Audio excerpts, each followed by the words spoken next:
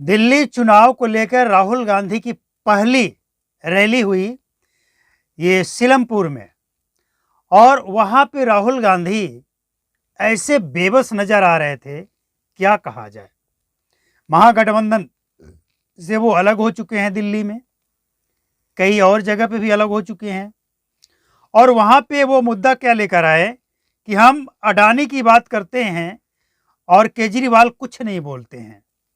यानी केजरीवाल को भी अडानी के लेकर कुछ बोलना चाहिए।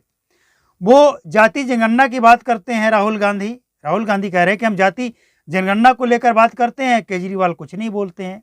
यानी राहुल गांधी के अंदर ये जाति वार कराने का जो एक फैसला उन्होंने ले रखा है कि हम जाति जनगणना कराकर ही रहेंगे, समझ में ये नहीं आता है कि क्या हम अभी भी सिर्फ जाति को गिनते रहें।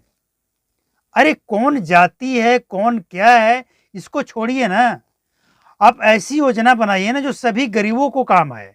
ठीक है, जाति जनगणना होनी चाहिए, हम इसके खिलाफ नहीं है, कोई भी इसका खिलाफ नहीं है, बीजेपी भी नहीं है, लेकिन जाति जनगणना का जो उपयोग राजनीतिक रूप से होता है ना, उसके खिलाफ है। जाति जनगणना का फायदा जाति के लोगों को होता ही नहीं है।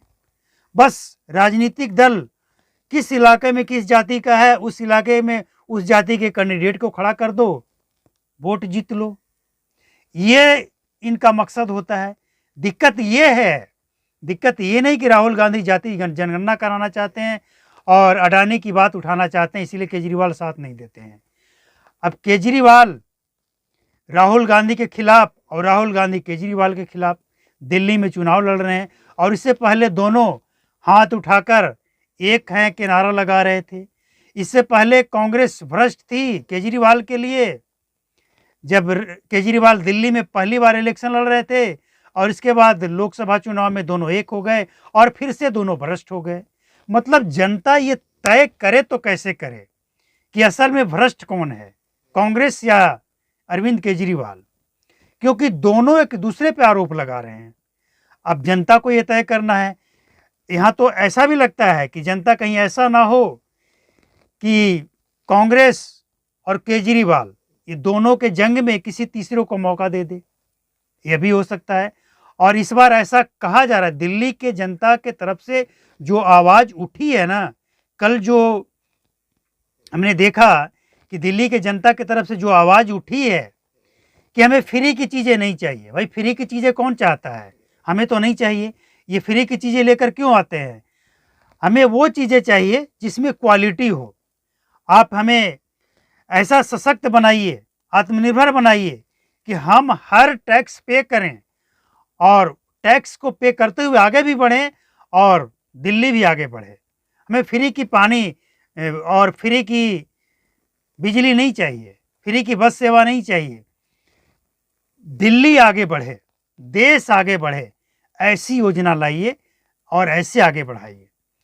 लेकिन केजरीवाल फ्री देना चाहते हैं, राहुल गांधी वो भी कुछ फ्री देना चाहते हैं, लेकिन इन दोनों का क्या होगा।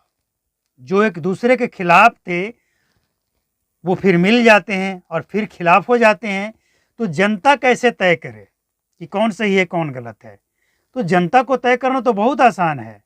आपने कांग्रेस के शासनकाल देखा है, आपने केजरीवाल के शासनकाल को देखा है, आपने बीजेपी 22 साल पहले बीजेपी भी दिल्ली में थी, उनका भी शासनकाल देखा है। लेकिन कुछ युवा जो हैं, कुछ नौजवान हैं, उनमें बदलाव का इस बार मन बदला है कि हमने कांग्रेस को भी देख लिया, केजरीवाल को भी देख लिया, अब किसी और को चांस देना चाहते हैं। तो ऐसा लगता है कि राहुल गांधी और केजरीवाल दोनों को अपनी हार साफ दिख रहा है, और बीजेपी के तरफ दिल्ली के लोग इस बार अपना मन बना चुके हैं। ये दिल्ली के जनता का, कुछ जनता जो है उनका स्पष्ट कहना है कि अब अबरी बार पूरा का पूरा लोकसभा सीट दे दिया हमने, अब विधानसभा भी देकर एक बार देखना है कि बीजेपी मोदी की नेतृत्व में क्या करती है ऐसा। लेकिन तय जनता को करना है, जनता जो तय करेगी सरकार उसकी बनेगी।